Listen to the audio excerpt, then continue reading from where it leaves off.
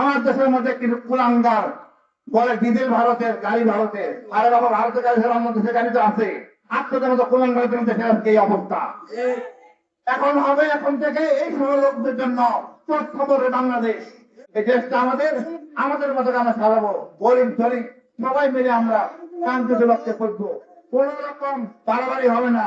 ভারতের সামর্থ্য থাকতো, ওই ৭৫ সালে ১৫ই আগস্ট আসতো, কিন্তু আসতে পারে নাই, আসবে না। কি সাহস তার আছে আমি জানি। লাভ দিতে পারেন, কোনো কাজ করতে পারবেন না। আমাদের জনগণ আপনাদের বড় বড় সেনাবাহিনী কথা আছে, বড় সাহসী। সে সাহসের বাংলাদেশ, নতুন বাংলাদেশের জনগণ ভুলে গেছে।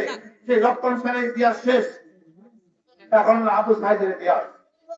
আমরা হাজির হয়েছি ভারতীয় আগ্রাসনের বিরুদ্ধে বাংলাদেশকে মুক্তির জন্য।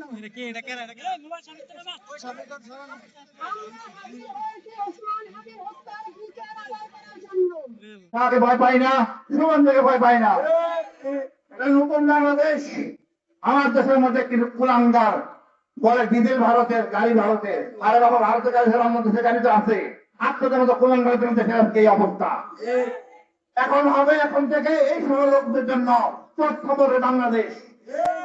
কোন ধান নাই, এদের কুলাঙ্গার। আমরা যাচ্ছি আন্দোলন সবাইকে নিয়ে একটা মাঠে উঁচু করে দাঁড়াতে, তারা আমার দাঁড়াতে দিবেন না। আমার বিশ্বাস এই দেশটা আমাদের, আমাদের মতো আমরা সাজাবো। গরিব গরিব সবাই মিলে আমরা শান্তিতে লক্ষ্যে করবো। কোন রকম বাড়াবাড়ি হবে না। ভারতের সামর্থ্য থাকতো, ওই ৭৫ সালে ১৫ই আগস্ট আসতো, কিন্তু আসতে পারে নাই, আসবে না। কি সাহস তার আছে আমি জানি।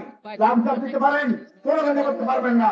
আমাদের জনগণ আপনাদের বড় বড় সেনাবাহিনী কথা আছে, বড় সাহসী। সে সাহসের বাংলাদেশ, নতুন বাংলাদেশের জনগণ ভুলে গেছে। সেই লক্ষণ সেনের ইতিহাস শেষ, এখন আবু সাইদের ইতিহাস। ইনশাআল্লাহ আমরা কাঙ্ক্ষিত লক্ষ্যে পৌঁছবো। যারা এসেছেন আপু অশেষ ধন্যবাদ। অনেকে কথা বলতে দেওয়া হয় না আমি জানি। আজকে আমরা এখানে কিসের জন্য হাজির হয়েছি আমরা কি সবাই জানি? আমরা হাজির হয়েছি ভারতীয় আগ্রাসনের বিরুদ্ধে বাংলাদেশকে মুক্তির জন্য। আমরা হাজির হয়েছি ওসমান হাদির হত্যার বিচার আদায় করার জন্য।